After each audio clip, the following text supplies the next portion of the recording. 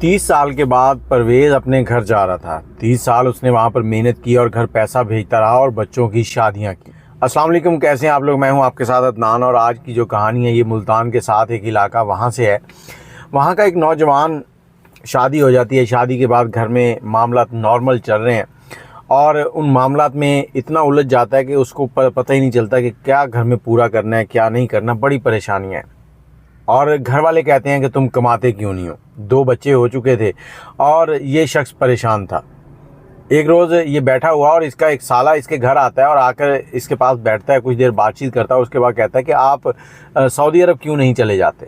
वो इतनी बात करता है, उसके बाद ये खामोश था और वो चला जाता है। जैसे ही वो जाता है तो इसकी बीवी जो है वो इसे कहना शुरू करती है कि आप सऊदी क्यों नहीं जाते।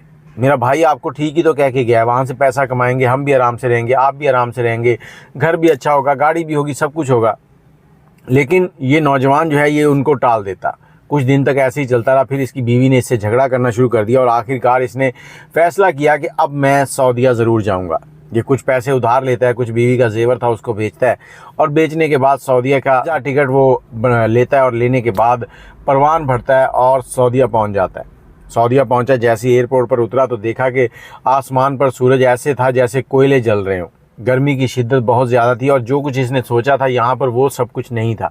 इसका जो साथी था जो इसको लेने आया था, जिसने इसको वीज़ा दिलवाया था, वो एयरपोर्ट से लेता और कंस्ट्रक्शन साइट पर ले जाता है।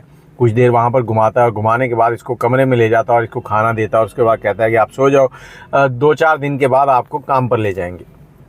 2-4 दिन इसके कमरे में गुजरते हैं। ये परेशान था, बेगम की जुदाई, बच्चों की जुदाई, माँ बाप से दूरी बहुत परेशान कर रही थी। और उसके बाद इसको अकामा मिलता है और ये काम शुरू कर देता है।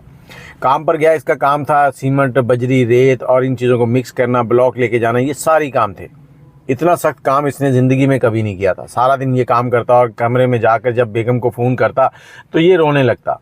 बेगम आगे से कहती कि पैसा ऐसे ही नहीं कमाया जाता, परदेश में रहकर पैसा कुछ तकलीफ़ों से कमाया जाता है, उसके बाद ही बच्चों के लिए आसानियाँ होती हैं। उसके बाद ये शख्स रोते रोते सो जाता। इसी तरह से ज़िंदगी चलती रही। 1 साल, 2 साल, कुछ 5 साल का अरसा गुजर गया। उसके बाद छुट्टी लगवाई, घर ये पैसे भेज रहा था, घर पर बच्चे पढ़ रहे थे और इसी दौरान जब भी ये छुट्टी जाता अल्लाह ताला इसको एक आध बच्चे से नवाज देता। बच्चे बड़े होने लगे और इसने बच्चों की शादियां कर दी। 2 बड़ी बेटियां जो थी उनकी शादी कर दी और इसको सऊदी अरब में 30 साल का अरसा बीत चुका था। आज इसने मुझे कहा कि मैं हमेशा के लिए पाकिस्तान जा रहा हूं, आज खाना इकट्ठे खाएंगे।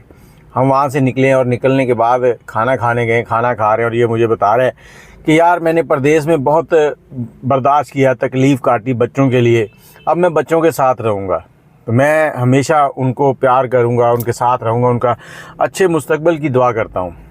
तो हमने खाना खाया, उसके बाद रात हो गई, सुबह हुई तो मैं इनको एयरपोर्ट छोड़ के आया। इनको एयरपोर्ट छोड़ा और छोड़कर मैं वापस आ गया हूँ। मैं काम पर चला गया। तकरीबन 1 हफ़्ता गुजरा था कि 1 हफ़्ते के बाद मैं काम से वापस आया हूँ तो ये चाचा जी जो हैं ये सामने मेरे बैठे हुए हैं कमरे में और मैं इनको देखकर परेशान था कि ये तो कह कर गए थे कि मैं हमेशा के लिए जा रहा हूँ, तो ये कैसे आ गए वापस। मैंने उनकी तरफ देखना शुरू किया और वो खामोश बैठे हैं। थोड़ी देर खामोशी के बाद अचानक से वो बोले कि मैं परदेसी था और परदेसी ही मर जाऊँगा। मैंने उनकी तरफ बढ़ा और उनको गले से लगाया और उनसे पूछा कि खैरियत तो है, आप इतनी जल्दी वापस कैसे आ गए। तो वो अचानक से रोने लगे और फूट फूट कर अपनी दास्तान सुनाने लगे। कहते कि मैं जैसे ही घर पहुंचा हूं, घर वालों को यही मालूम था कि हमारे घर में एक किस्म का एक मेहमान आ गया। मुझे बहुत इज़्ज़त दी गई, मेरे लिए खाने बनाए गए, सब कुछ हुआ और एक रोज़ तो मेरे बच्चे मेरे साथ बैठकर खाना खाते रहे और उसके बाद दूसरे दिन उन्होंने मुझे पूछा तक नहीं। मैंने अभी उनको घर पर ये नहीं बताया था कि मैं हमेशा के लिए आ गया हूँ। तो 3 से 4 दिन गुजरे तो मेरा एक बेटा जो है वो रात को देर से घर आया। जब वो देर से घर आया तो मैंने उससे पूछा कि इतनी देर से क्यों आए हो। तो मुझे आगे से कहता कि आप मुझे परेशान ना करें, मैं जब भी आऊँ आपको मेरे ऊपर सवाल उठाने की कोई ज़रूरत नहीं है, मैं अपनी ज़िंदगी का खुद मालिक हूँ। तो मैं परेशान और जब मैंने उससे गुस्सा किया तो वो नाराज़ होकर चला गया। सुबह हुई, मैंने उससे माज़रत की और हम दोनों में फिर सुलह हो गई और उसका मूड ठीक हो गया। इसी तरह अगला दिन गुजर गया। रात हुई तो रात को हमारे दरवाज़े पर दस्तक हुई और जो दूसरा बेटा है उसने जाकर दरवाज़ा खोला। उसका एक दोस्त उसको लेने आया था। उसने कहा कि आजकल तुम रात को बाहर नहीं आते। तो मैं ड्राइंग रूम में बैठा था और उसने अपने दोस्त से कहा कि हमारा बूढ़ा बाप आया हुआ है और जब तक ये जाता नहीं मैं नहीं आ सकता, तो जब ये जाएगा तो फिर मैं आ सकता हूँ। मैं उसकी बातें सुनकर परेशान हो गया और मैं अचानक से बेहोश हो गया और जब मुझे होश आई तो मैं वहाँ पर अकेला ही पड़ा था। और जब मैंने देखा कि मेरी बीवी कहाँ है तो पता चला कि वो तो मोहल्ले की औरतों के साथ किसी और के घर गई हुई हैं और मेरे बच्चे जो हैं वो अपने अपने कामों में मगन हैं। उसके बाद मैं दिन भर सोचता रहा कि ये क्या हुआ। रात हुई, अगले दिन सुबह हुई। सुबह के टाइम पे मैं मस्जिद गया हूँ नमाज़ पढ़ने के बाद मैं अल्लाह से दुआ कर रहा था और मैं रोए जा रहा था। एकदम से एक हाथ मेरे कंधे पर आया तो मैं परेशान हो गया कि ये कौन है।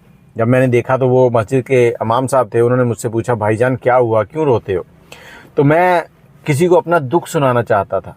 मैं अकेले साइड पे बैठ गया, उनको सारी दास्तान सुनाई। उन्होंने कहा, जी अब कुछ नहीं हो सकता, अब जो वक्त था वो गुजर चुका है। जो उनकी परवरिश का वक्त था वो आप परदेश में रहे, उनकी माँ ने उनकी परवरिश की है, उनकी जैसी परवरिश हो चुकी है अब वैसी ही रहेगी।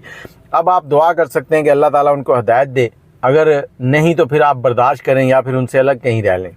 उन्होंने मुझे हौसला दिया। उसके बाद मैं घर गया हूँ और मैंने जो बैंक में पैसे पड़े हुए थे उनसे टिकट करवाई है और टिकट करवाने के बाद मैं अगले दिन जहाज़ में बैठा हूँ, सीधा इधर आ गया हूँ। और उसके बाद फिर वो खामोश हो गए। कुछ देर खामोशी रही और खामोशी रहने के बाद फिर एकदम से वो उठे और मेरे पास आए और मुझे गले से लगाया और कहते कि अगर मैं मर जाऊँ तो मुझे पाकिस्तान नहीं भेजना, मुझे इधर ही दफन कर देना।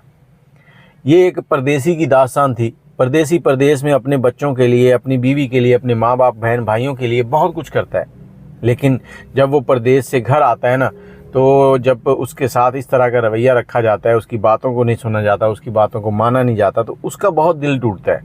तो कोशिश करें कि अगर आपके घर से भी कोई परदेसी है तो पहली फुर्सत में ऐसे मामला सेट करें कि वो आपके पास आ जाए, परदेश ख़त्म हो जाए उसका। और अगर वो परदेसी है तो जब छुट्टी आए तो उसके साथ इतने प्यार से बोलें कि वो आपको कभी भूल ना पाए। बच्चों की अच्छी परवरिश करें। बाकी आपके पास कोई कहानी है तो हमसे ज़रूर शेयर कीजिएगा, दुआओं में याद रखिएगा। और ख़ास तौर पर ये वीडियो माँ के लिए है कि माँ अपने बच्चों की ऐसी परवरिश करे कि बाप जब आए तो बच्चे उसके सामने बैठें और अदब से बैठें, उसकी हर बात को मानें। 0300252069 इस नंबर पे आप अपनी स्टोरी हमसे शेयर कर सकते हैं। दुआ में याद रखिएगा। अल्लाह हाफिज़।